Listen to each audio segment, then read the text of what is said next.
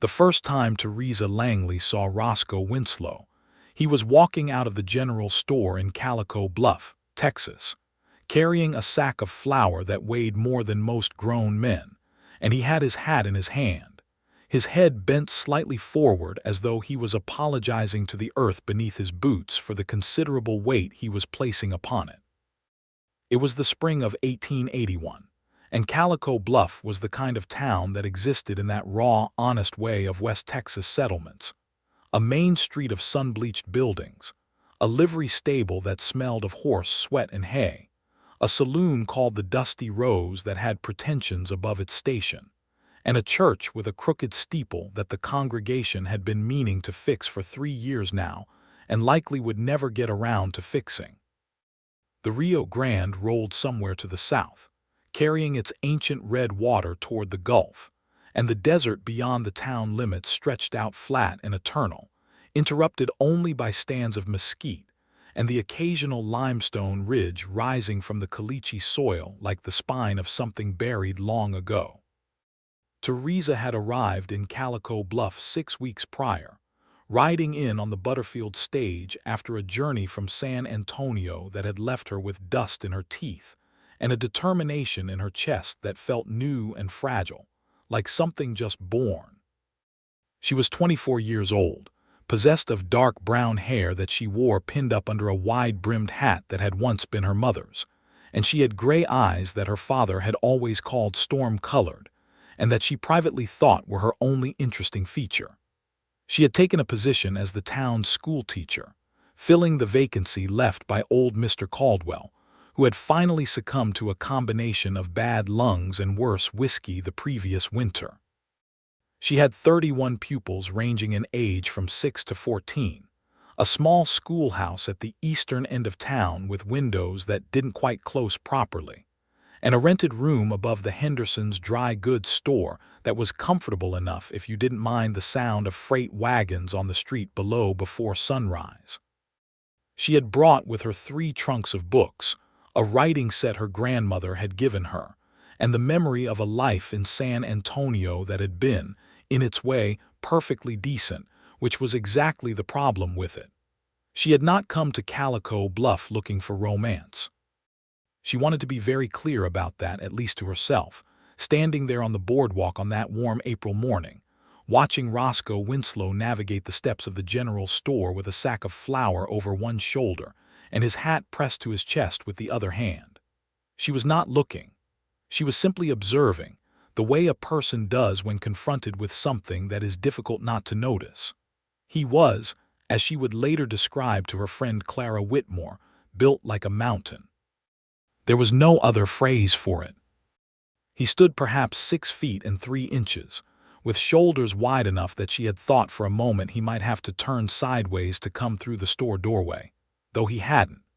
He wore a blue chambray shirt, worn soft from many washings, with the sleeves rolled to the elbow, and his forearms had the kind of corded, practical musculature that came from years of real work rather than from any vanity.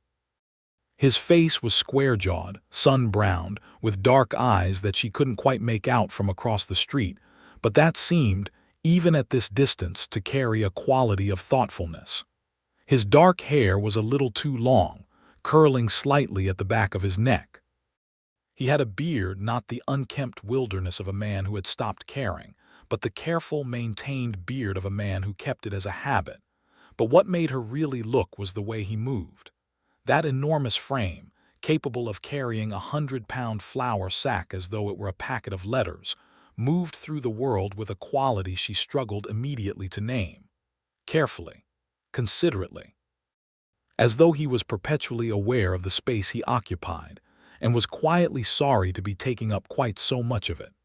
He stepped around a small child who ran across his path without even breaking stride, simply shifting his weight to the side in one fluid motion.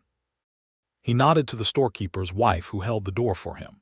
He set the flour sack down in the back of a wagon with an ease, and then a gentleness that seemed almost contradictory given his size. You expected a man like that to do things with force, and instead he did them with care. Theresa stood watching him for perhaps 30 seconds, which was 30 seconds longer than she intended to stand watching a stranger, and then she became aware that she was watching and made herself look away. She told herself it was simply interesting, a notable person in a new town, nothing more than that. It was Clara Whitmore who supplied the name. That same afternoon, when Theresa happened to mention very casually, she thought that she had seen an exceptionally large man at the general store and wondered who he was. Clara was 27, married to the town's deputy sheriff, Frank Whitmore, and she had lived in Calico Bluff her entire life, which meant she possessed the comprehensive social knowledge of a person who had witnessed everything through the clear eye of permanent residency. "That would be Roscoe Winslow," Clara said, without looking up from the quilt she was mending, as though the name were the most ordinary thing in the world, which to her it probably was. "He runs the Winslow spread about 7 miles east of town. Came here with his father back in '72, when the land was even rougher than it is now. His father passed 3 years ago and Roscoe's been running it alone since. He raises cattle mostly and horses. Very good with horses from what Frank says." "Is he?" Theresa said, with the deliberate neutrality of a woman who does not want to sound interested. "He is," Clara said, and now she did look up with the small, perceptive smile of a woman who has been married long enough to recognize the early symptoms of things. "He's a quiet man, decent, comes to church most Sundays. Doesn't drink more than a beer or two at the Dusty Rose from what Frank tells me, and Frank would know." She paused, threading her needle. "He's 28, never been married." "I wasn't asking about all of that," Theresa said. "I know," Clara said pleasantly. "I'm just mentioning it." The first time Theresa actually spoke to Roscoe Winslow was 2 Sundays later, after the morning church service, which she attended because it was expected of the schoolteacher, and because Reverend Dalton's sermons were, whatever their theological merits, at least mercifully brief. The congregation spilled out onto the dusty ground in front of the church afterward, the way congregations do everywhere, gathering in clusters of conversation and Sunday courtesy.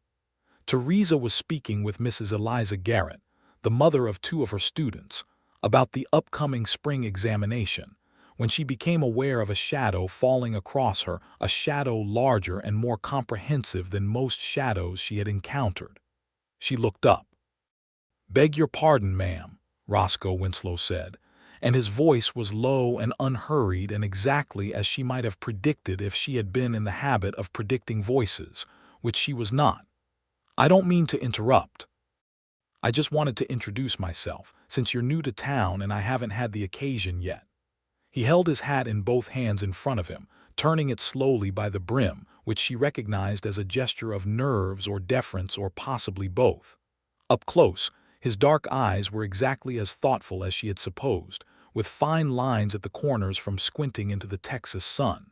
He was, impossibly, even larger than he had appeared across the street. "Roscoe Winslow," he said. "I run a spread east of here. Theresa Langley," she said.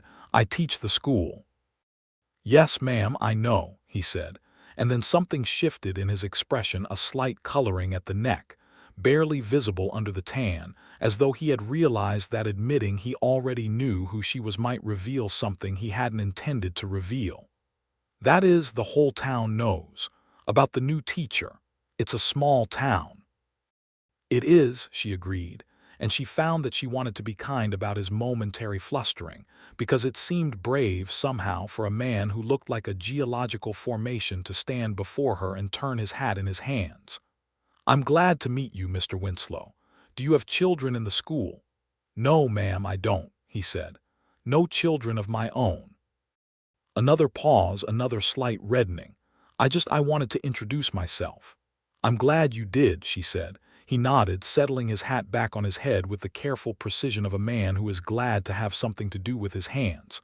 "I hope you find you like it here, Miss Langley. The town grows on you." He hesitated. "Like most things do, I suppose, if you give them enough time." "I'm counting on it," she said. He nodded again, excused himself with a gentleness of manner that seemed remarkable in a man his size, and walked away across the churchyard. Theresa watched him go, because she was standing in that direction anyway. "He's very polite," said Mrs. Garrett approvingly, who had been watching this entire exchange with the attention it deserved. "He is," Theresa agreed, and turned back to the subject of the spring examination with the discipline of a woman who has things to do. The weeks of April turned into the weeks of May, and Calico Bluff settled into the rhythms that Theresa was beginning to learn. She learned that the Hendersons' rooster crowed at precisely 4:30 in the morning. She learned that the wind came from the southwest on most afternoons and filled the schoolhouse with the smell of dust and distant sage.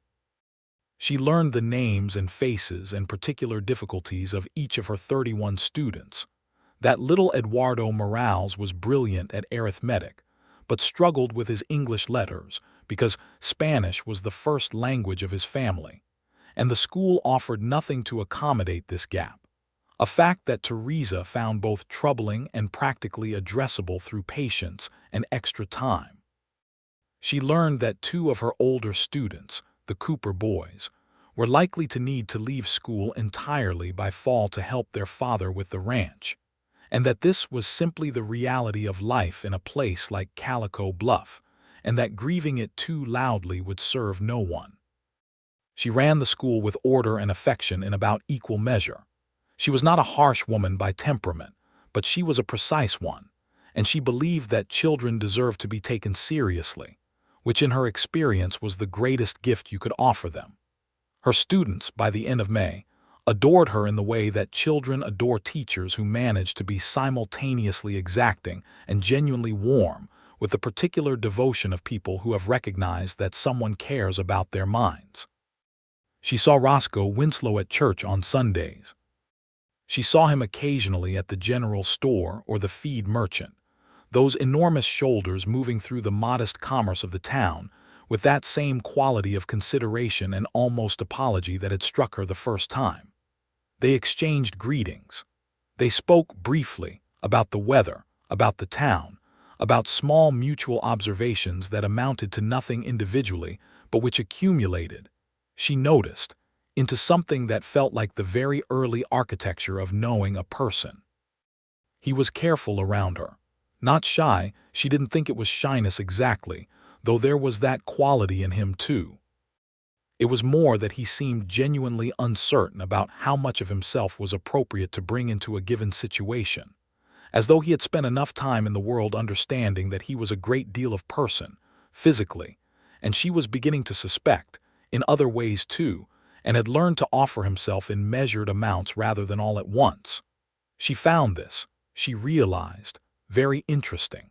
Most men she had known in San Antonio had the opposite problem entirely.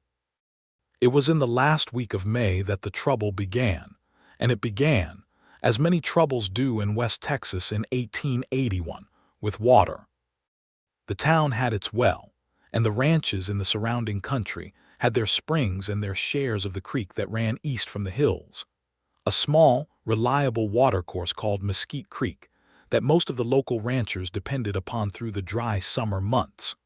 The trouble was that a man named Jerwood Crane had bought the 3 sections of land just north of the creek the previous autumn, and in early May he had put up a wire fence along the creek's north bank, which was well within his property rights.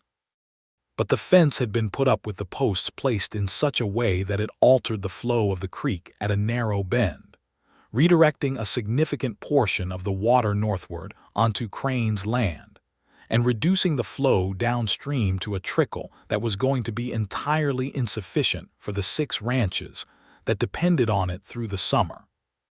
This was the kind of thing that started serious conflicts in the West Texas of 1881, and the serious conflict that started had 2 primary characters. Jerwood Crane, who was 53 and wealthy and not particularly interested in negotiation, and the coalition of smaller ranchers downstream, of whom Roscoe Winslow was the most immediately affected. Theresa learned about all of this through Clara, who learned about it through Frank, who as the deputy sheriff was directly involved in the effort to mediate the situation before it became something worse. Roscoe had a conversation with Crane last week, Clara told her, over coffee at the Whitmore kitchen table on a Saturday morning in early June. A conversation, Frank called it, though from what he said it sounded like the kind of conversation where one man speaks and the other one doesn't much listen. Crane said the fence is on his land and he has every right to it. Technically, that might be true. Practically, he's choking the water supply for everything downstream, and in another 4 weeks without proper water flow, Roscoe and the others are going to be in serious trouble. What will Roscoe do? Theresa asked, and made herself sound merely curious rather than what she actually was, which was concerned. That's just it, Clara said. He won't do anything rash. That's the remarkable part, because some of the other ranchers, the Kellerman brothers especially, are ready to pull that fence down and have it out with Crane directly. But Roscoe's been urging them to wait. He wants to try the legal route first. He's ridden to the county seat twice already, talking to the land agents and the judge's clerk.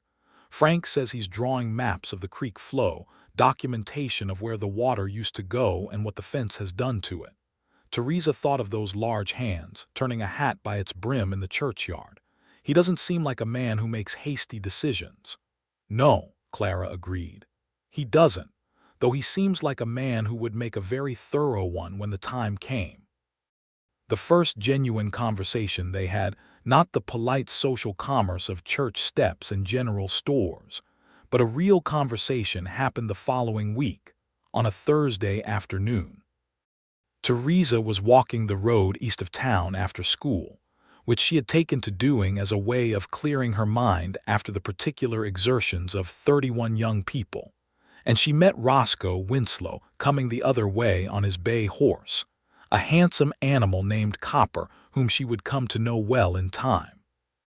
He reined in when he saw her, and there was a moment where he clearly debated something internally, whether to simply tip his hat and ride on perhaps, and then he swung down from the saddle with a surprising ease for a man of his size, which told her that those miles between his ranch and town were covered frequently and comfortably. "Miss Langley," he said. "Afternoon." "Mr. Winslow," she said, "I hope I'm not blocking the road." "You're not," he said, and then he seemed to realize he was going to have to say something more or simply stand there with his horse, which would be a fairly awkward situation for both of them. "I was coming from the county seat. Long ride." "Clara Whitmore mentioned you've been working on the water rights matter," she said. "I hope you're making progress."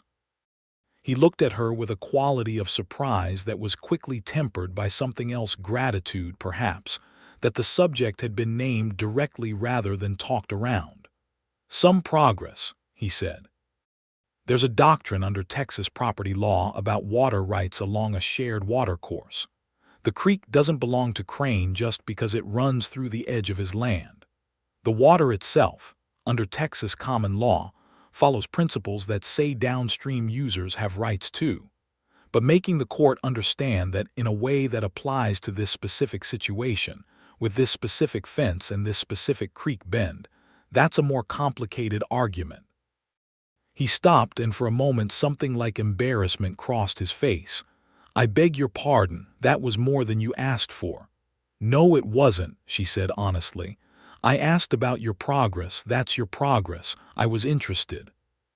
He studied her for a moment as though assessing whether she was being polite or genuine, and she held his gaze steadily because she was being genuine and she had nothing to hide about it.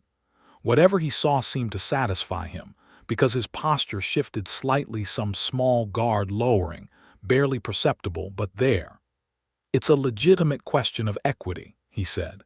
"Crane has every right to his land. What he doesn't have the right to do, I believe, is use the configuration of that land to appropriate a shared natural resource. The judge at the county seat is a reasonable man. He's agreed to hear arguments next month." "Will the other ranchers wait until then?" she asked.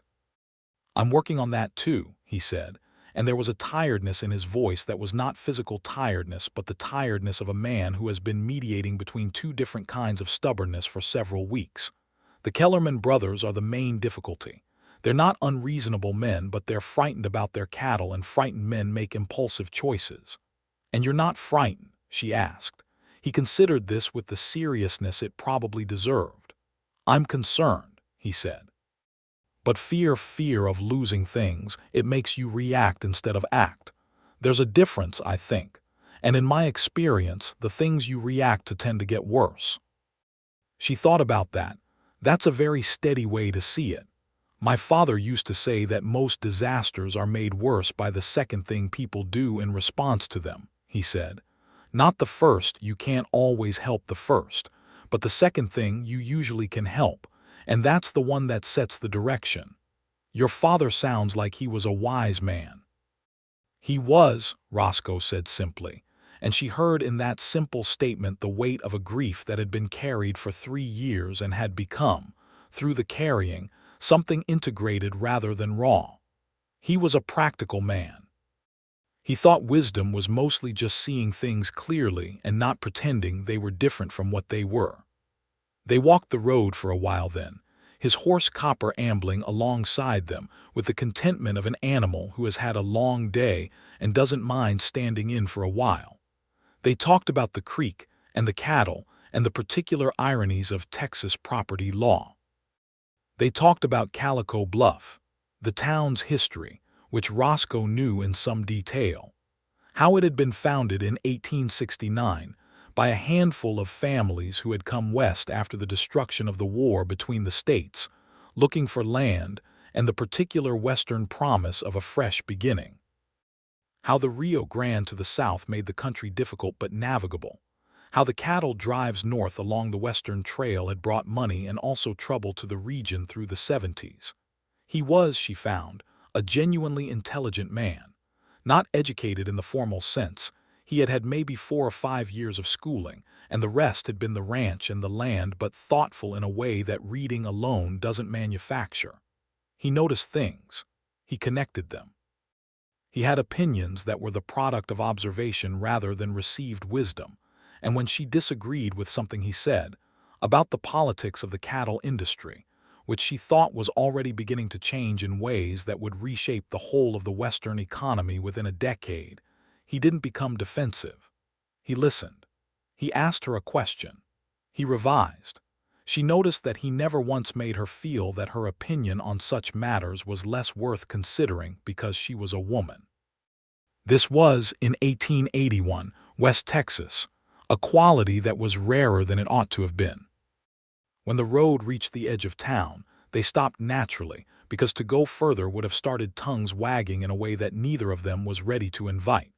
He swung back up onto Copper with that same easy movement. "I enjoyed talking with you, Miss Langley," he said, and he said it with a kind of simple directness, the statement standing alone without qualification or deflection, that she found immediately disarming. "So did I, Mr. Winslow," she said.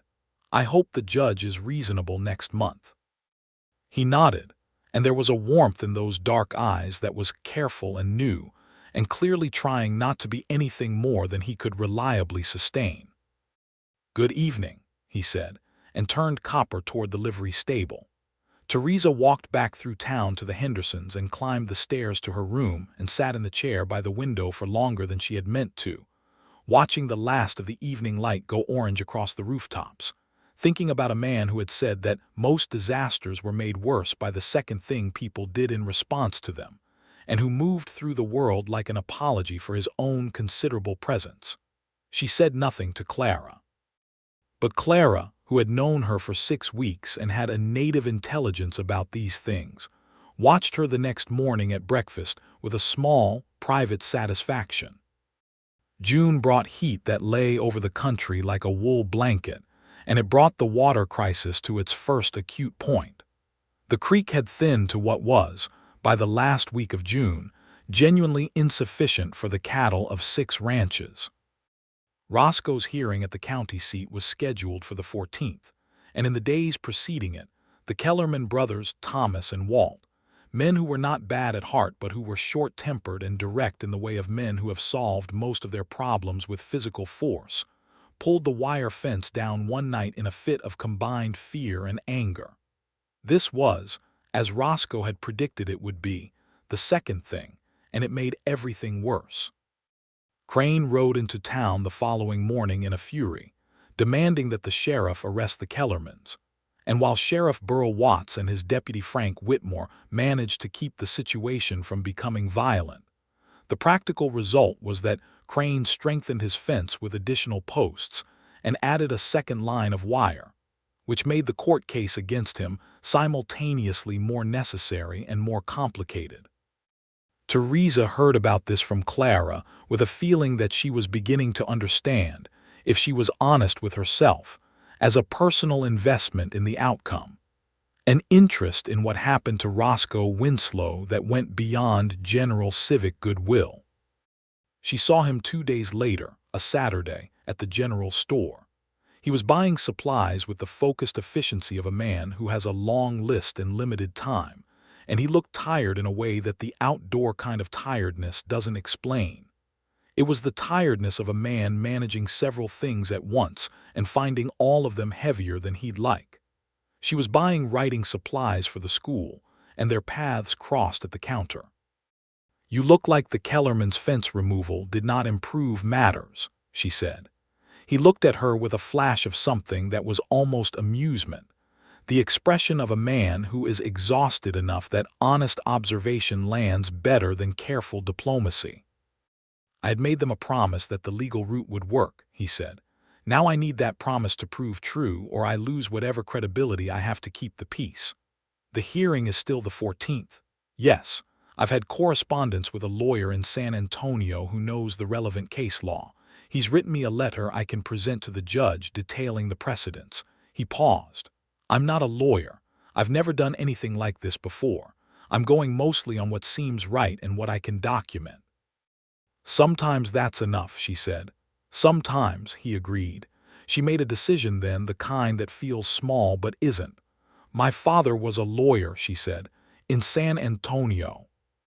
I grew up reading his books and listening to his arguments. I'm not a lawyer either, but I understand the language and the structure. If it would be helpful if you wanted to sit down with me and go over what you're going to present to the judge, I'd be glad to do that." He was quiet for a moment. She watched him assess the offer, not for any social complication, but for whether he truly needed it. "It would be very helpful," he said finally. "I wouldn't want to take up your time." "My time is mine to give," she said simply. They met at the Whitmore house on Sunday evening, with Clara making coffee in the kitchen and making herself thoroughly scarce, and Roscoe spread his maps and letters and notes across the parlor table with the careful organization of a man who has been working on this for weeks and knows exactly where everything is.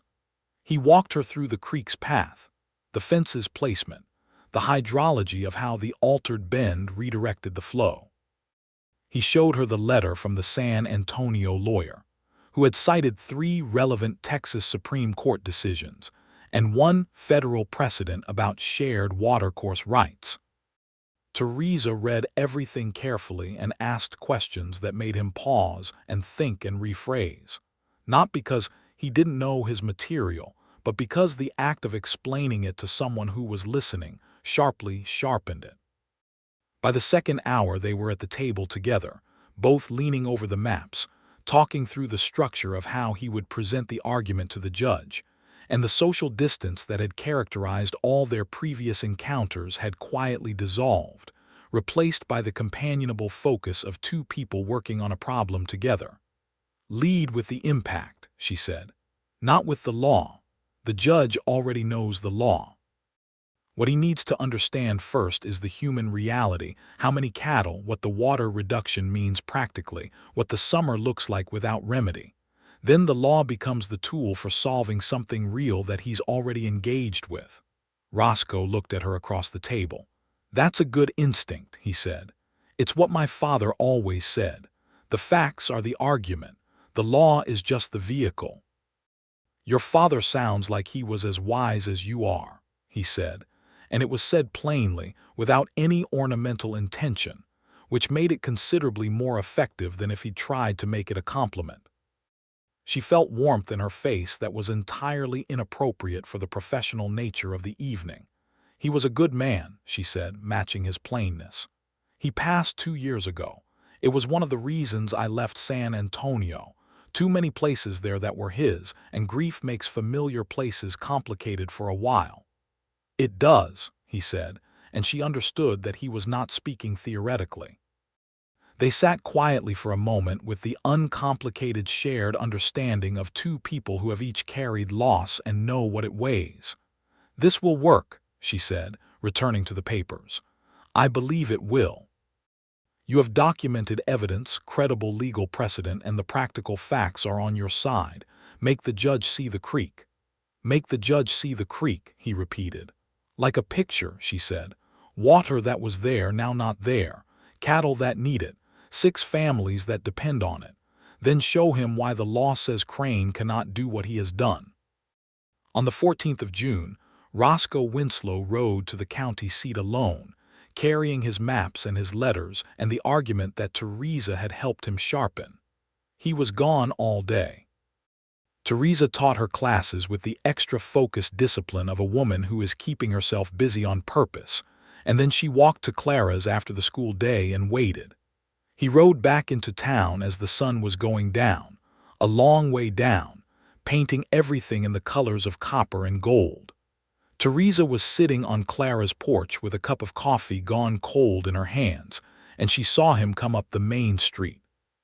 She couldn't read anything in his face from this distance, and for a moment her heart did something nervous and physical in her chest. He reined in at the porch. "The judge ordered Crane to restore the creek bed to its original configuration within 30 days, he said. He granted a preliminary injunction on the existing fence modification and said that any further interference with the natural flow constitutes an actionable taking of shared water rights." Clara made a sound of relief from the doorway behind Theresa. "You made him see the creek," Theresa said. For the first time she had seen in the weeks of knowing him, Roscoe Winslow smiled, not a careful social smile but the real kind, the kind that reaches the eyes and changes the whole geography of a face. And it was, she thought, one of the most complete expressions of unguarded pleasure she had ever witnessed in another person. It made him look younger and less apologetic and entirely himself. "I made him see the creek," he said. He climbed down from copper and accepted a cup of Clara's coffee and stood on the porch as the evening came down, talking about the hearing. And at some point Theresa realized that he was talking mostly to her, not in any exclusive or rude way, but in the way of a person whose attention has a direction it has found most natural, and she was listening in the same directed way. And the evening was warm, and the stars were beginning to come out over the desert to the east, and Clara was inside making noise in the kitchen, with the diplomatic industry of a woman who has more sense than to interrupt something that is going well. He left after an hour walking copper down the street toward the livery, and at the hitching post in front of the livery he turned back once, briefly, not saying anything, just looked.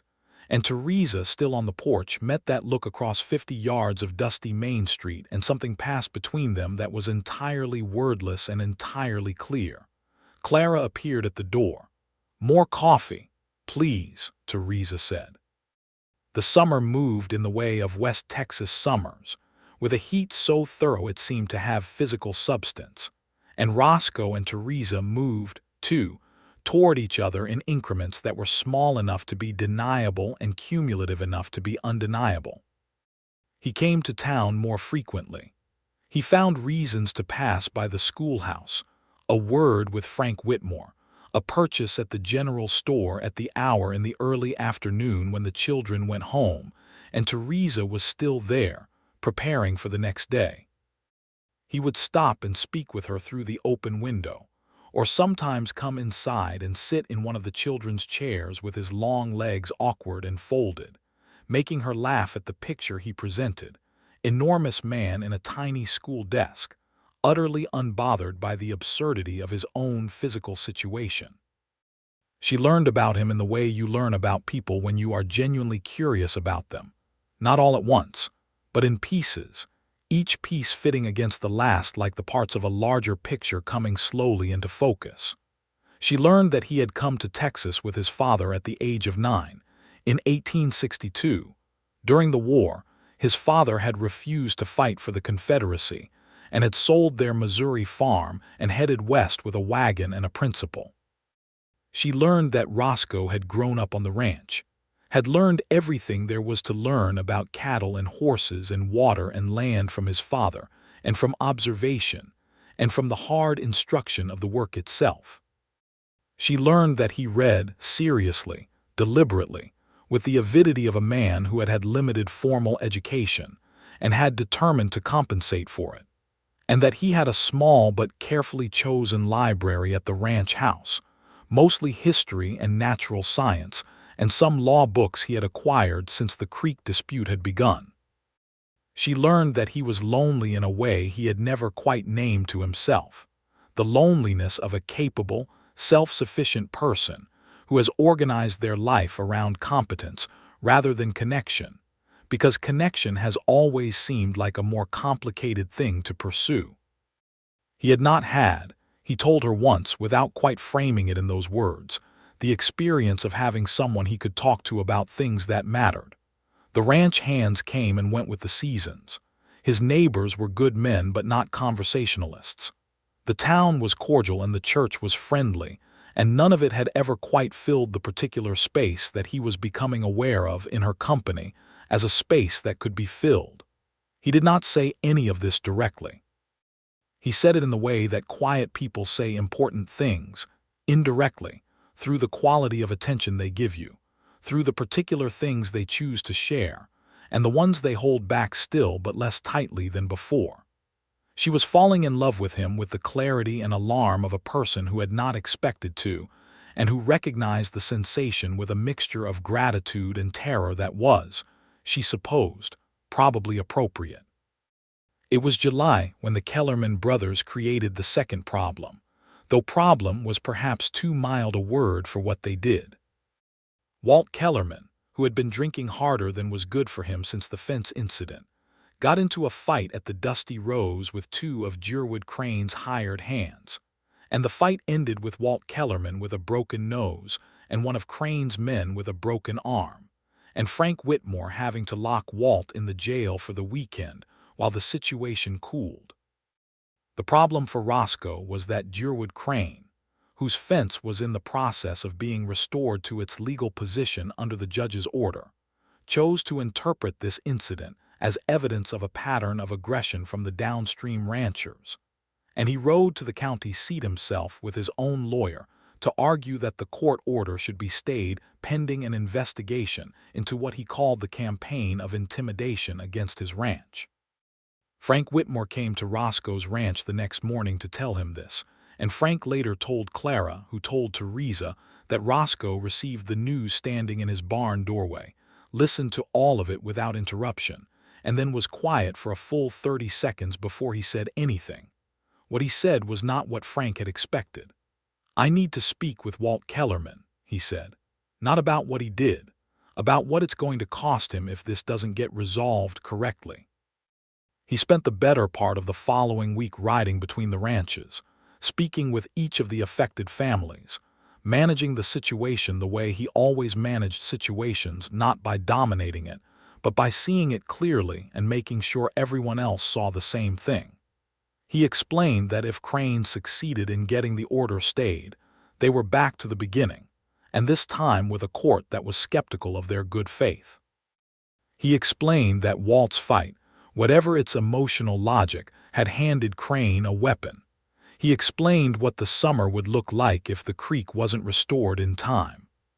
He also, on a Thursday afternoon, appeared at the schoolhouse door with his hat in his hands and asked Theresa if she could spare 20 minutes. She gave him an hour. "I need to write a letter to the judge," he said. "A formal statement about the character and intentions of the downstream ranchers, documented prior to Walt's incident, about how I've been managing this, about what we've been trying to do the right way. You need to demonstrate good faith as a pattern, not just an event," she said. "Yes." "Do you have the correspondence, letters, records of your trips to the county seat?" "All of it," he said, "at the ranch." "Bring it tomorrow morning," she said, "before school. We'll work on it." He arrived at 7 in the morning with a leather satchel full of papers, and a look of quiet gratitude that she was beginning to find as familiar as her own reflection. They worked for 2 hours at the schoolhouse teacher's desk, constructing a letter that laid out, with documentary evidence, the entire history of Roscoe's good faith efforts, the dates of his visits to the county seat, the correspondence with the San Antonio lawyer, the specific conversations he had had with the Kellermans before their finspulling, his explicit requests that they wait. It was a thorough and honest account, and Theresa shaped the language with the precision she had inherited from her father's kitchen table education in the structures of legal argument. When it was done, they read it through together, their heads close over the paper on the desk, and she could smell the scent of him sun-warmed chambray and horse and the faintest trace of something like cedar from whatever he used to oil his boots, and she was very much aware of the 3 inches of space between her shoulder and his arm, and she thought about the fact that she was very much aware of it. "This is good," he said, looking at the letter. "You have a gift for this." "I had a good teacher," she said. "My father." He looked at her, and for a moment neither of them looked away.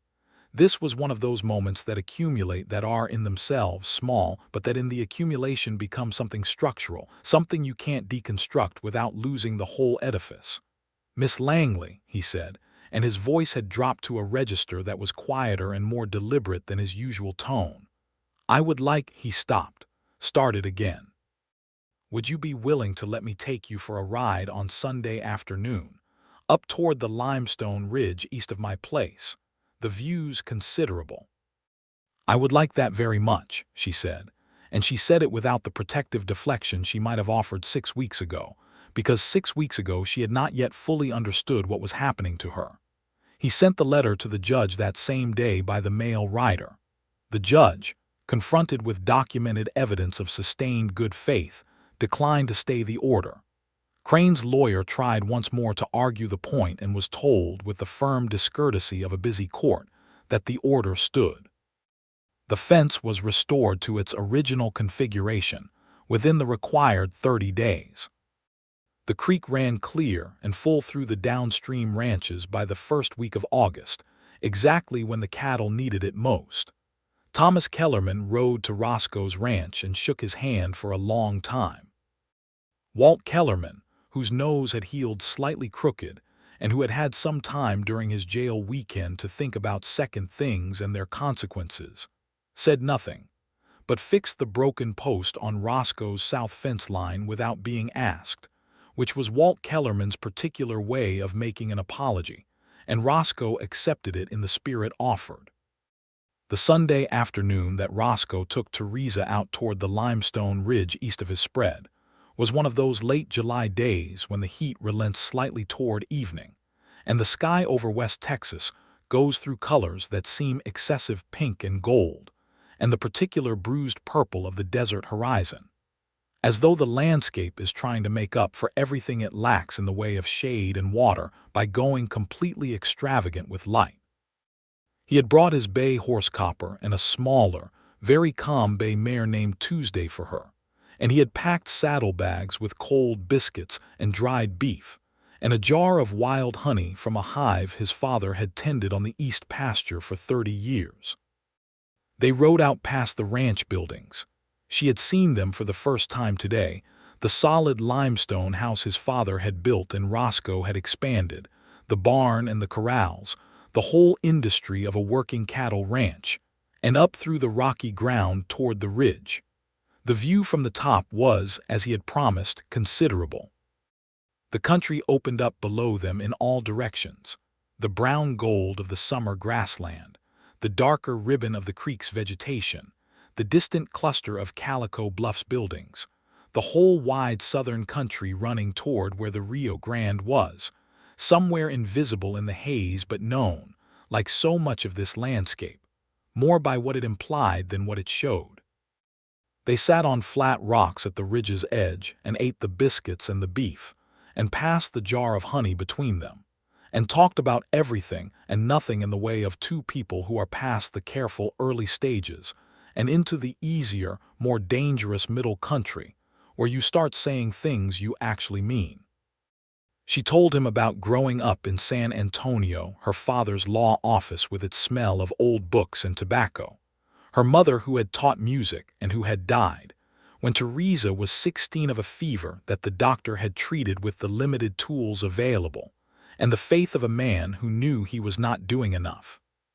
She told him about the years of working as her father's secretary while also studying to take the teaching examination, and about the way San Antonio had felt after her father's death, like a place where she was more monument than person, where everyone knew her story and wanted to keep her in it. She told him that teaching had always felt like the most honest expression of what she believed, which was that knowing things mattered, and that helping other people know things was therefore a worthwhile way to spend a life. He listened in the way he did, completely, with no part of his attention elsewhere, which was not as common a thing as it ought to have been. He told her about his father in more detail than he had shared before, about the journey from Missouri as a boy, which had been terrifying and thrilling in equal measure, about growing up in a place that was demanding in ways that required you to develop either strength or defeat, and how his father had made sure he understood from very young that strength was available to him if he chose it. About the years after his father's illness began, 4 years of watching a strong man diminish, of managing the ranch while also being a son, of learning what grief looks like before it arrives so that when it comes you can carry it without being broken by it. "Did you never think of leaving?" she asked. After he passed, taking the money from the land and going somewhere else, he looked out at the view. "No," he said, "this is my place, he built it, I'll carry it forward." A pause. "I used to think that was a limitation being tied to a place. I've come to think it's more like it gives you a foundation. If you know where you stand, you can think more clearly about everything else." "Where you stand," she said, and she liked the phrase. "Also," he said, and now there was a quality of something careful entering his voice, "in the past months, I've found more reason to be glad I'm here and not somewhere else." He was not looking at her. He was looking at the view, and his hands were quiet on his knees, not turning his hat this time but just resting, which she had come to understand as a sign that he was as comfortable as he got. "Mr. Winslow," she said. "Roscoe," he said. "You could call me Roscoe if you were willing." "Roscoe," she said, and the word felt solid and right, like a key in a lock it was made for. "I have found more reason to be glad I came to Calico Bluff as well, more than I expected to when I arrived." He turned then and looked at her directly, with those dark eyes that were serious and warm together, and the sunset was doing its extravagant work behind them, and she thought this was probably one of the moments she would remember with the clarity that certain moments have when they are actually happening, the kind where you know even as you're inside them that they belong to the permanent collection. "I'd like to call on you properly," he said. "If you permit it, come to the Hendersons on a Sunday evening. Take you to church, be visible about what this is." "What is it?" she asked, and she asked it not to be difficult but because she wanted to hear him say it. He was quiet for a moment, gathering the words with the care he gave to everything. "It's the most important thing I've encountered in some years," he said, "and I don't want to mishandle it by being careless." "You're not careless," she said, "about anything." "No," he agreed, "but this is more important than the creek."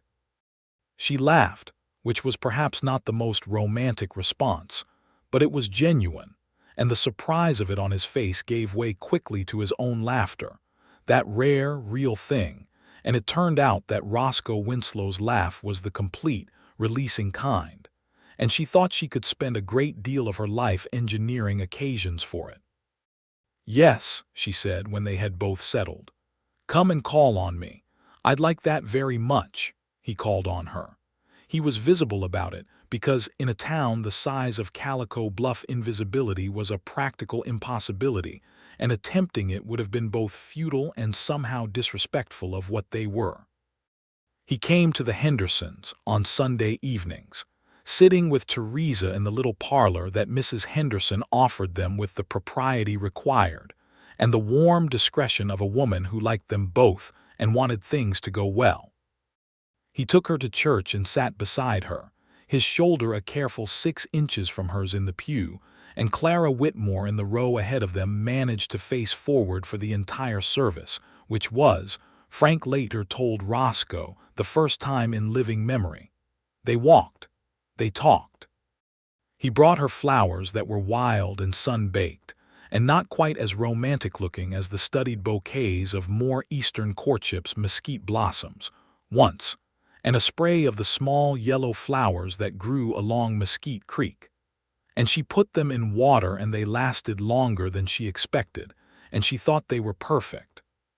She visited the ranch on 2 occasions, both with the appropriate chaperoning of Clara, who managed to find the ranch very interesting from the porch while Roscoe showed Theresa the pastures and the horses and the careful, living substance of his work.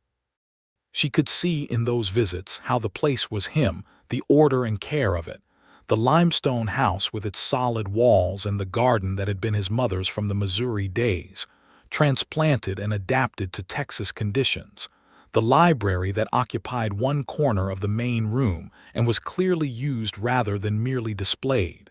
She loved him. She had known it for a while. She told Clara at the end of August, and Clara said she had known it since the day Roscoe rode back from the county seat with the creek ruling, and that observationally speaking she had given it about 2 more weeks before Theresa admitted it to herself. Was it that obvious? Theresa asked. Only to someone watching, Clara said, which I was, extensively.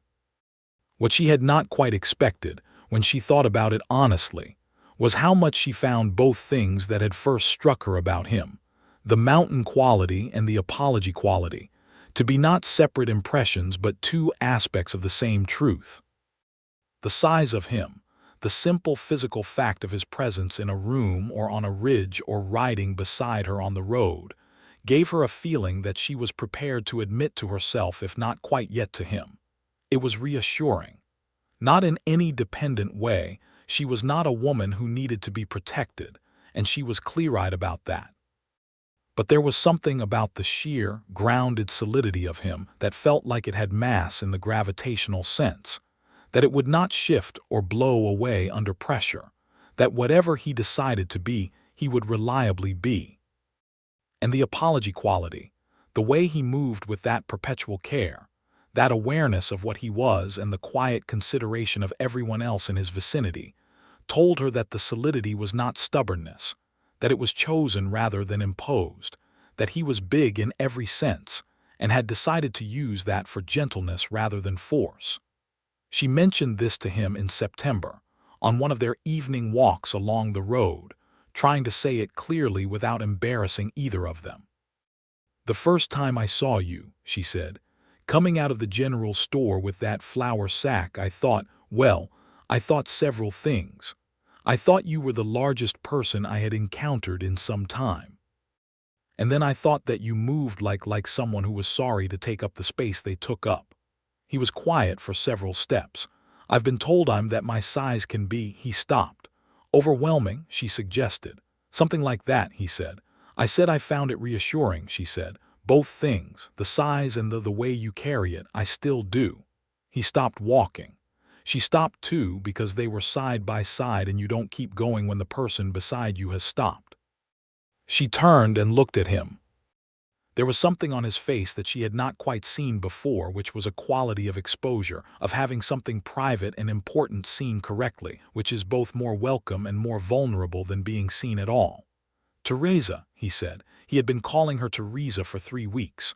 "Roscoe," she said. "I love you," he said. "I want you to know that clearly. I know we haven't, I know," she said. "I love you too." He took one step toward her and then stopped, as though asking permission in the pause before the question, and she stepped toward him, and he put his arms around her with the careful strength that she had expected, and that was exactly what it should be, neither hesitant nor overwhelming, but right, in the specific way that things are right when they have been honestly arrived at. She rested her cheek against the chambray of his chest and could hear his heartbeat, which was slower than she would have expected, steady and strong, the heartbeat of a man who had made a decision and was at peace with it. They stood in the road for a while as the evening made its daily decision about stars, and it seemed like an entirely sufficient place to be. The autumn of 1881 in Calico Bluff was, by the account of those who had lived there for years, one of the more eventful in memory, though most of the events were, in the nature of small towns, less dramatic than they seemed in the telling and more personally significant than they would appear to anyone outside the community. There was the harvest, which was good. There was the church roof, which was finally fixed after a donations drive that Reverend Dalton conducted with surprising effectiveness. There was the matter of Jerwood Crane, who had accepted the Creek ruling with a public stoicism and a private sourness, and who would never be warm with any of the downstream ranchers again, which was simply the price of the court's decision, and everyone accepted it.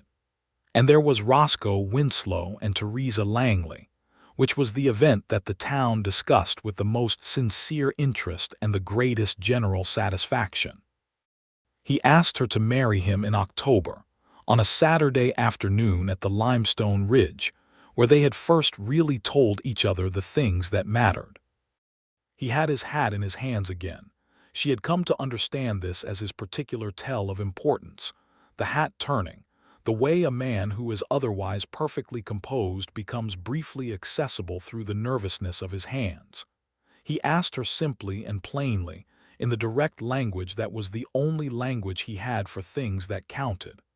"I want to spend my life with you," he said. "I want you at the ranch, and I want to be whatever you need me to be in your life, alongside teaching or instead of it, however you want to have it. I'm asking you to marry me, and I mean it with everything I have." She said yes before he had quite finished asking it, which made him laugh, that complete, real laugh, and he put his hat on his head crookedly and didn't notice for several minutes. And she thought that she had made the right choice every time she had made a choice that led her to this particular ridge on this particular afternoon.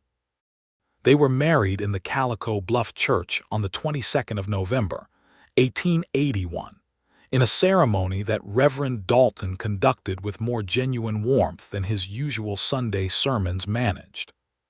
Clara Whitmore stood beside Theresa, and Frank Whitmore stood beside Roscoe, and 31 schoolchildren were in the pews because their teacher had told them they could attend if their parents permitted, and all 31 sets of parents had permitted because it was, in the way of the true stories of a small town, a thing that people wanted to witness. Theresa had worn her mother's good dress, let out at the shoulders to fit properly, and she had braided her dark hair and pinned it up and put the wildflowers, such as were still blooming in November in West Texas, which was a limited selection, in her hair. She had looked in the small mirror in Clara's bedroom before the ceremony and thought that she looked like herself, which was exactly what she wanted to look like. Roscoe had worn a dark suit that she suspected was his father's, altered considerably for the difference in their builds, and had cut his hair and trimmed his beard with precision, and he had stood at the altar when she came in with a look on his face that she kept and kept and kept, in the particular interior storehouse where you put the things you most need to have available. The ceremony was simple. The words were old. They meant them all. The reception was at the Whitmore house, where Clara had baked for 4 days, and the whole community came through in the way that small communities do when something good happens, to shake hands and eat cake, and confirm through their presence that the event was real and witnessed and approved of. Even the Kellerman brothers came, Thomas bringing a handshake and a gift of a good saddle blanket that Theresa correctly guessed he had made himself, and Walt bringing a bottle of something that Roscoe accepted graciously, and they drank together later without anyone making any kind of speech. They went to the ranch that evening, just the two of them, and the limestone house that had been his father's, and then his alone received them in the way of houses that have been waiting for something without knowing what, and now it knew. Theresa continued to teach the school through the spring term of 1882. She had decided, thinking about it carefully in the weeks between the engagement and the marriage, that she was not prepared to give up teaching, that it was too much a part of what she was and what she believed, and Roscoe had said, without a moment's hesitation, that he had never imagined asking her to. She commuted the 7 miles to town on Tuesday, the calm bay mare who had become hers in fact if not yet by formal agreement, and she taught her 31 students and prepared their spring examination, and wrote to the county school board about Eduardo Morales and the gap between his intelligence and his English literacy, a letter that resulted in no immediate policy change but that planted a seed. The ranch was busy in the way that cattle ranches in West Texas are always busy, and she learned the rhythms of it, the calving season in late winter, the spring roundup, the way the water management of the creek required constant attention even with Crane's fence corrected, the horse trading that was a secondary income and a primary passion for Roscoe, who could evaluate a horse with an accuracy that she eventually came to understand as almost preternatural. She helped with the books. She had a head for it, which he admitted with genuine relief one January afternoon when he spread the ledgers on the kitchen table, and she sat down and reorganized 3 months of accounts in 2 hours with a clarity that revealed 2 errors he had been carrying without noticing. After that, the books were hers, which freed time he could spend on the work itself. They were, in the way of people who suit each other, happy.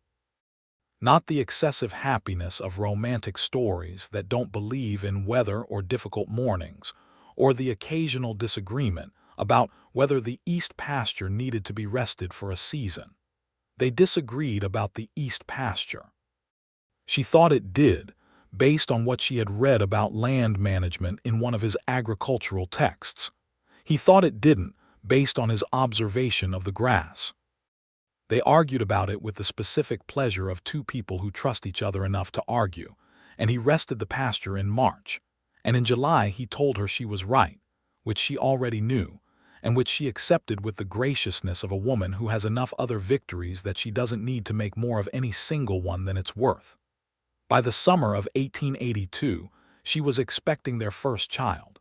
She told him on a Sunday morning before church, sitting at the kitchen table over coffee.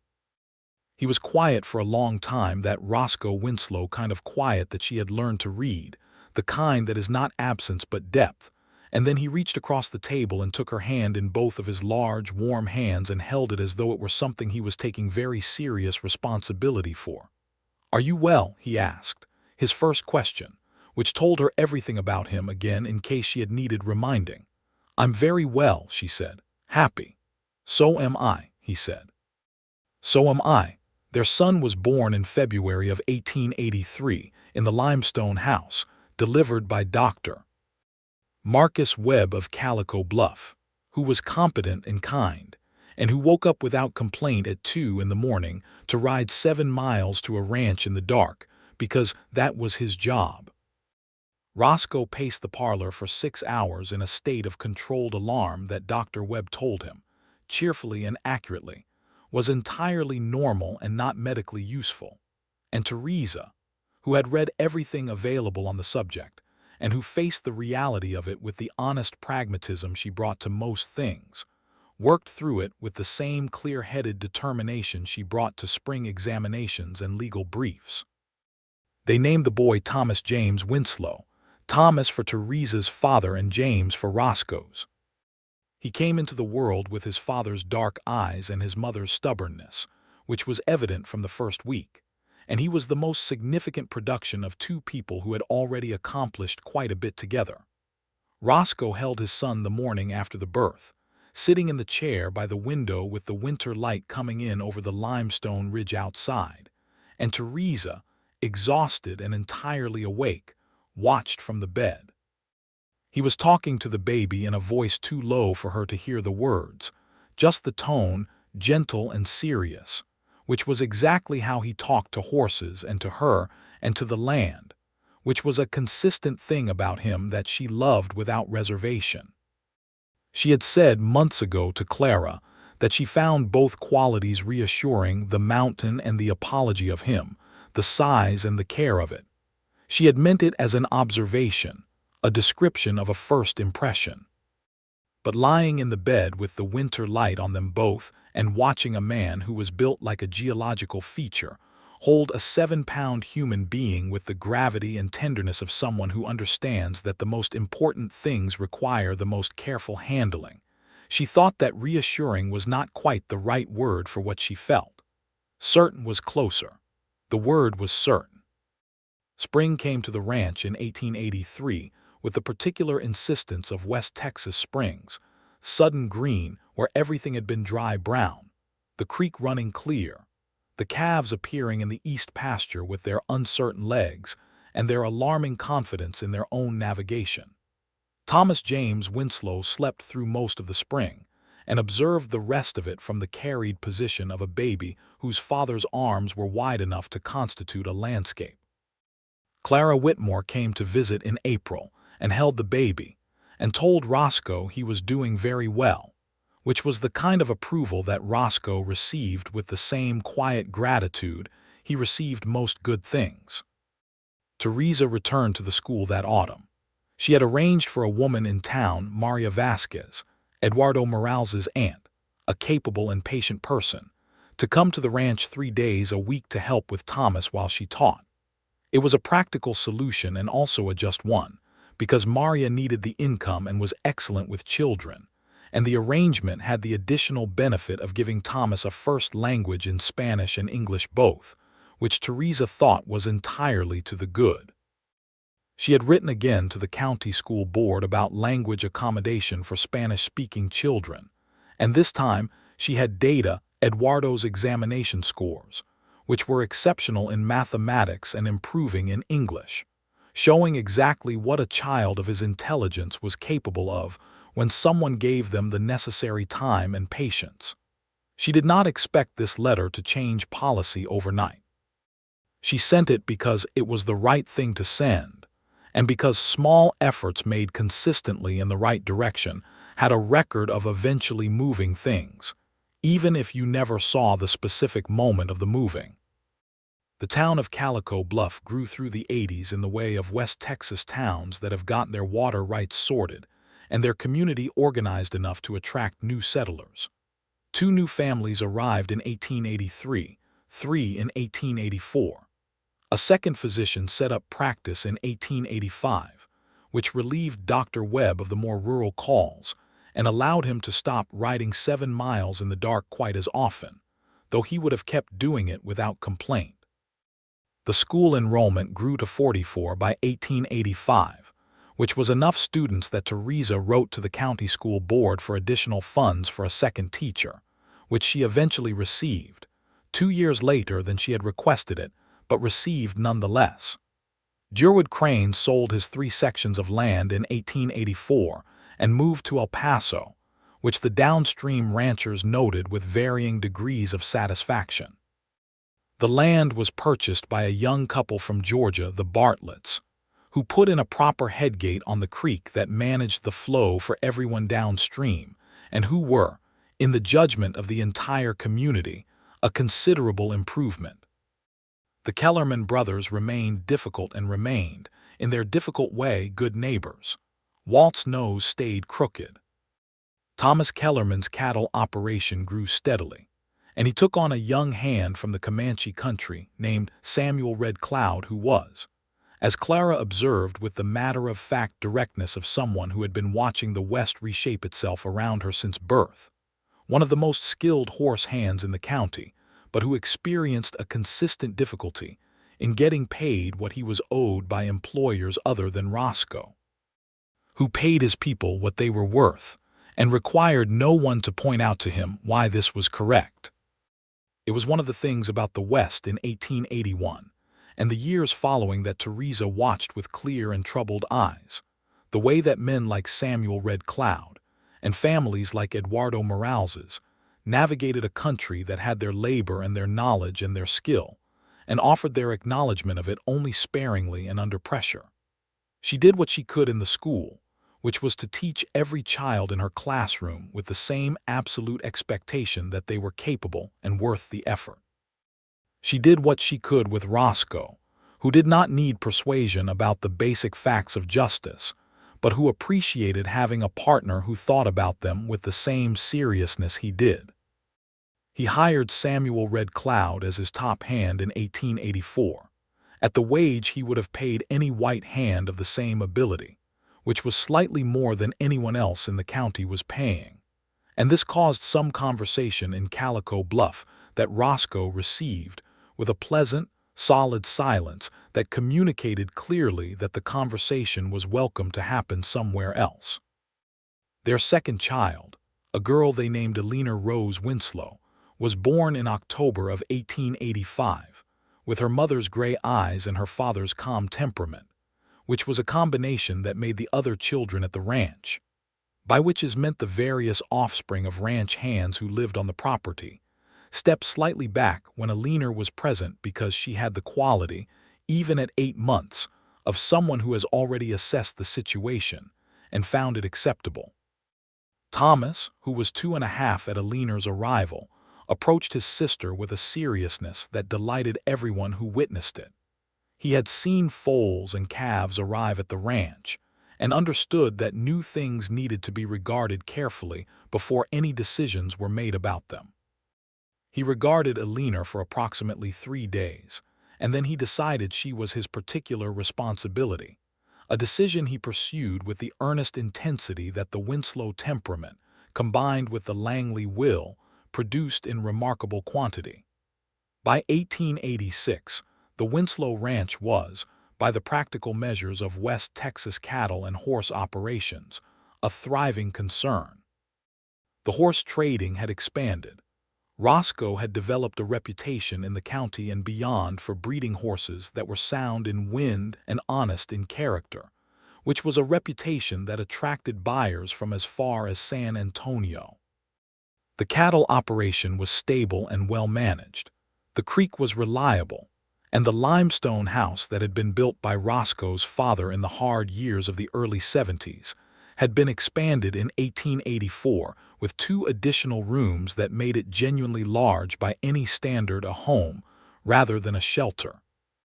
With the garden that Theresa had taken over from its former state of determined but unkempt survival and brought to a proper productivity that provided vegetables through the growing season and dried goods through the winter. She also, and this was perhaps her particular private satisfaction, had a room in the house that was hers. A study with a desk and the 3 trunks of books she had brought from San Antonio, increased now by several crates more, and a writing table where she continued to send letters to county school boards and to educational journals, and to her 2 surviving aunts in San Antonio and to Clara Whitmore, who had moved with Frank to the county seat when Frank was appointed as undersheriff in 1884, and with whom Theresa maintained a correspondence of great affection and considerable length. On a Sunday morning in September of 1887, Theresa and Roscoe rode up to the Limestone Ridge together, without the children, who were at the ranch with Maria Vasquez and Samuel Red Cloud, and 2 other hands who between them would manage 4 young Winslow children with more competence than most organized institutions, and they sat on the flat rocks at the edge and watched the country spread out below them in the way it had always done and always would. Their third child, a boy named William, was newly 4 months old and currently being carried around the ranch yard by Thomas, who was 4.5 and treated the carrying of his younger sibling with the gravity of a professional appointment. Eleanor, 2 years old, was helping Maria in the kitchen in the way of a 2-year-old helping, which meant she was primarily redistributing the flour. William had been an easy baby, which Thomas had been and Eleanor emphatically had not, and Roscoe had said, when William arrived, that he thought the universe was offering them a rest, which Theresa said was probably not how the universe worked, but she was glad for it nonetheless. "I've been thinking," Theresa said, looking out at the view, "about what we talked about when we first came up here, about what it means to know where you stand." "What about it?" he asked. "I know where I stand," she said simply. "I didn't quite when I came to Calico Bluff. I was looking for it for that, and I found it here." He was looking at her with that complete quality of attention and the morning was warm and the sky was the particular deep blue of a Texas September that has not yet given up on being summer. "So did I," he said. "When you came, I found it more clearly." She leaned against his shoulder, that enormous, chambray-covered, reliable shoulder, and he put his arm around her. And they sat on the limestone ridge above the country they had made their life in together, with the creek running below them, clear and full, and the horse herd in the east pasture, and the house where their children were currently managing to cover Maria in flower, and 6 years of the daily accumulation of a shared life behind them and whatever came next ahead. She had said once that she found both qualities reassuring, the mountain of him and the apology of how he moved through the world. She thought about that now, with her head on his shoulder and his heartbeat slow and steady under her ear. She understood something she hadn't quite had the words for before. The mountain meant that the world's ordinary forces would not move him off the ground he had chosen. The apology, the care, the gentleness, the perpetual awareness of the space he occupied, meant that the ground he chose was always large enough for other people too, was chosen with them in mind, was shared because he understood that the size of a person was not in their physical presence but in what they made room for. He had made room for her, for Thomas and Eleanor and William. For Samuel Red Cloud paid what he was worth, for the Kellerman brothers managed with patience, for Eduardo Morales's aunt employed with fairness, for the creek and the land and the limestone house that his father had built and that was now, irrevocably, theirs. She was certain, not in the provisional way of people who are mostly convinced and hope the rest will follow. In the fundamental way of someone who has done the work of understanding a thing, as she had, with 31 students and 3 trunks of books and the years of her life, and arrived at a knowledge that cannot be undone by weather or difficult mornings, or the occasional wrong call about an east pasture. "What are you thinking?" he asked. "That I'm glad," she said, "that I came to Calico Bluff, that I stood on that boardwalk and watched a man carry a flour sack and thought he moved like an apology." He made a sound that she had learned to identify as the precursor to the real laugh, a breath, a shift in his chest. "That's how you thought of me. That's how I described you to Clara," she said, "and to myself. You were built like a mountain and you moved like an apology." I said I found both qualities reassuring. I was right, and I didn't even know yet how right I was.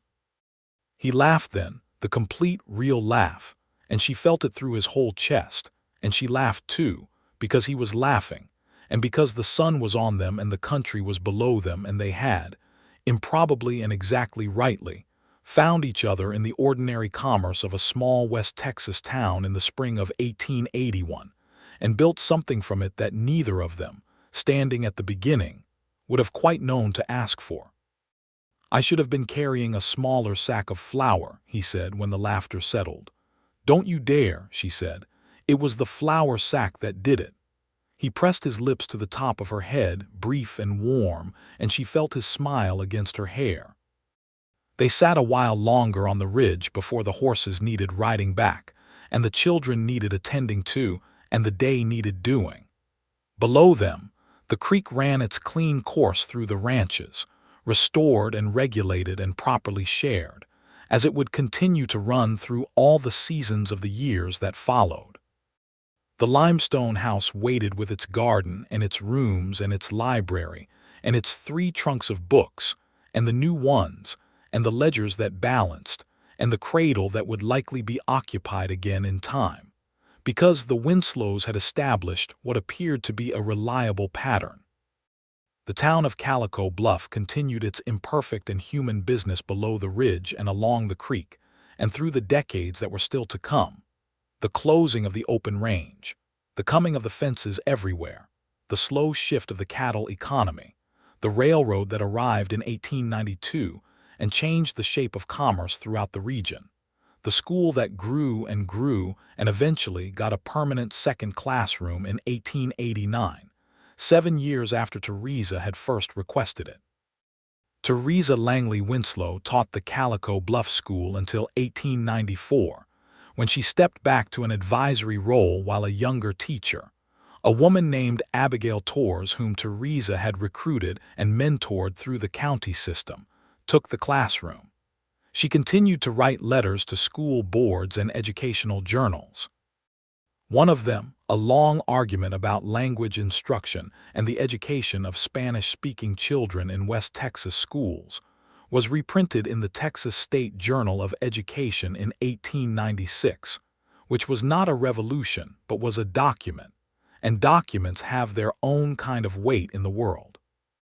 Thomas Winslow, who was 13 in 1896, read his mother's published article at the kitchen table and told her it was good, which was the particular high praise of a 13-year-old boy. And Roscoe, reading it that same evening after supper, said he thought it was the best thing she had written, which was the particular high praise of a man who had been reading her letters and arguments and school board correspondence for 15 years and knew what he was comparing it to. Eleanor, 11, told her mother she planned to be a judge when she grew up. Theresa said she thought that was an excellent plan. Roscoe said that given Eleanor's documented approach to any situation she had ever encountered, he thought the courts of Texas would benefit considerably from her eventual presence, and Eleanor accepted this with the gravity of someone who has already moved past doubting the premise and is managing the practical timeline. William, 9 in 1896, was primarily interested in horses and in Samuel Red Cloud, who had become over the 12 years of his employment at the Winslow Ranch something very close to family.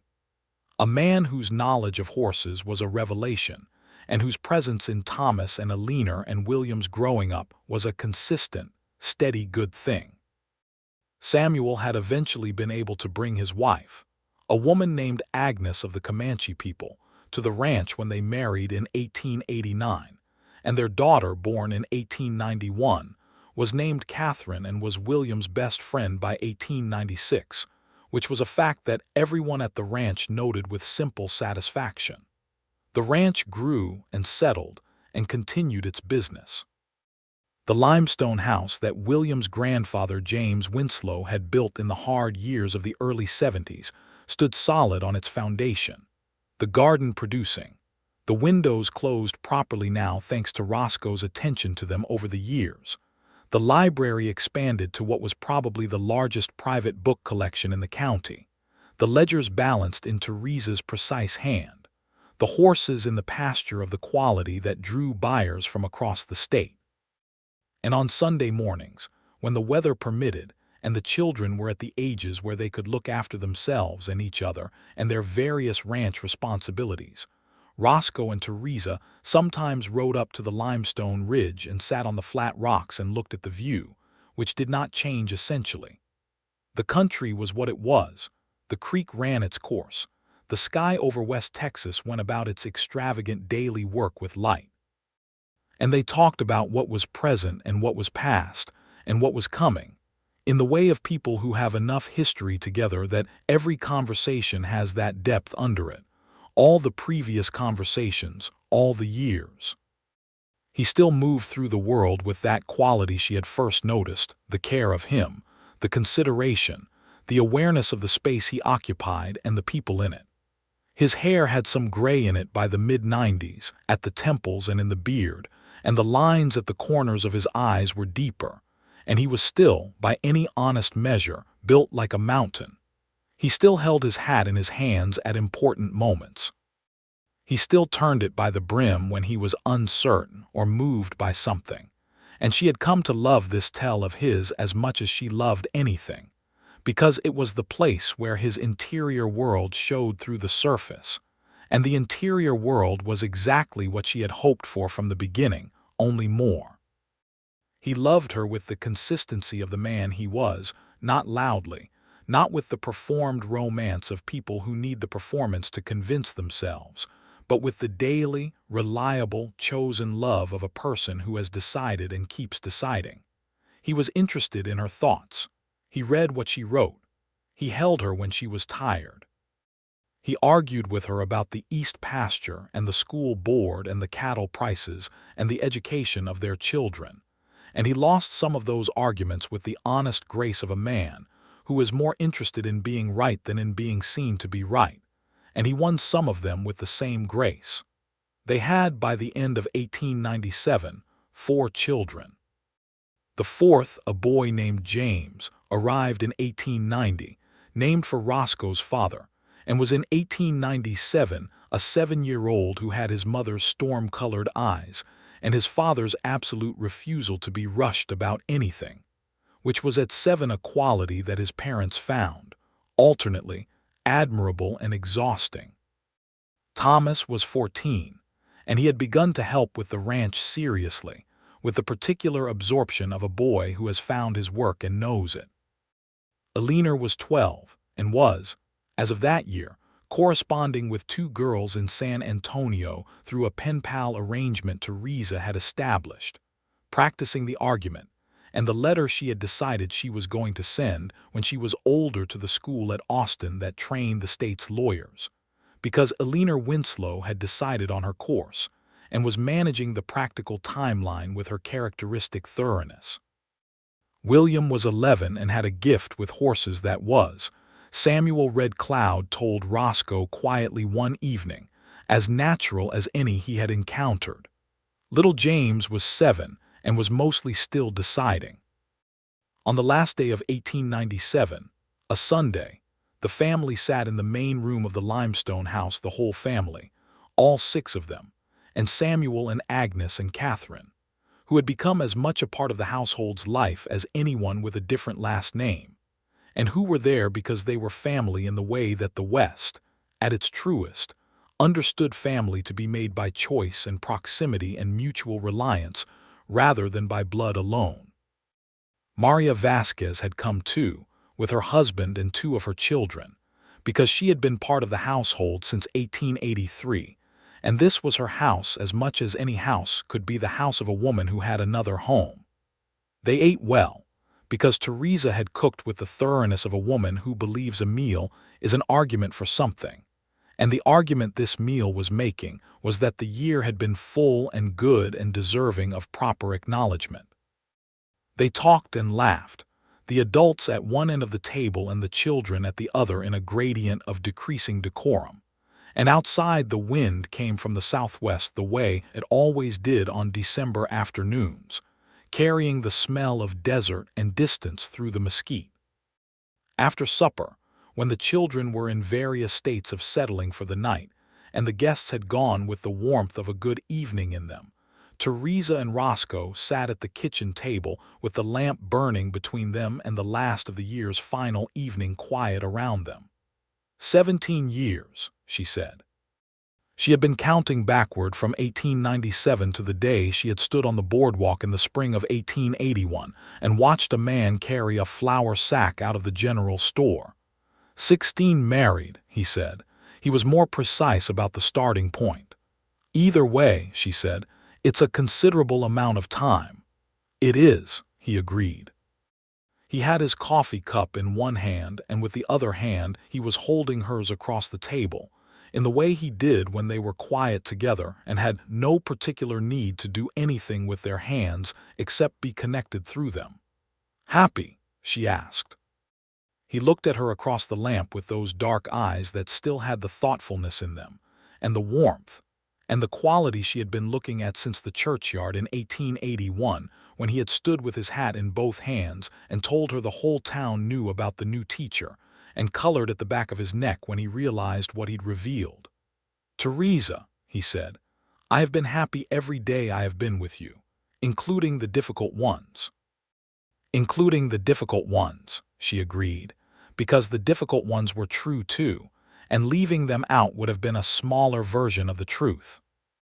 He raised her hand and pressed his mouth to the back of it, which was a gesture he had acquired in their years together from some instinct toward the formal that his otherwise plain-spoken nature didn't always express, and that she loved for exactly that reason, because it was the place where his plainness gave way to something more tender.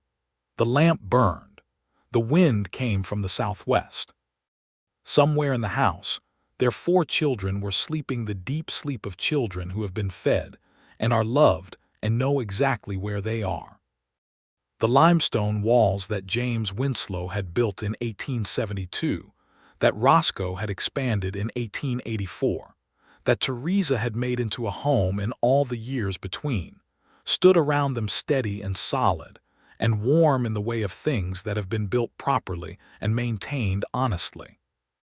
Outside, Mesquite Creek ran clear in the darkness, carrying its water south through the ranches the way it had done before any of them were there, and the way it would continue to do long after, indifferent and essential, the kind of thing that endures not because it is fought over but because it simply is, the way the best things are not performed or arranged or argued into being, but flowing where they flow, giving what they give, finding their level with the patience and the certainty of water that knows it belongs to the country it moves through. Theresa Langley had come to Calico Bluff in the spring of 1881 looking for a place and a purpose, and she had found both, and she had found, in the entirely unremarkable and entirely extraordinary fact of Roscoe Winslow coming out of a general store on an April morning with a flour sack over his shoulder and his hat in his hand, something she had not known to put on her list. She had found a person who was built like a mountain and moved like an apology, and who had, in every year since, been exactly as reassuring as she had said he was from the beginning, and then more and more and more. Outside the window of the limestone house, the last night of 1897 settled over the ranch and the creek and the town 7 miles west, and the whole wide country of West Texas in all its honest, demanding, beautiful difficulty. And inside at the kitchen table, with the lamp between them and their hands joined across it, Theresa and Roscoe Winslow sat at the end of one year and the beginning of the next, which was exactly where they were, and exactly where they intended to be.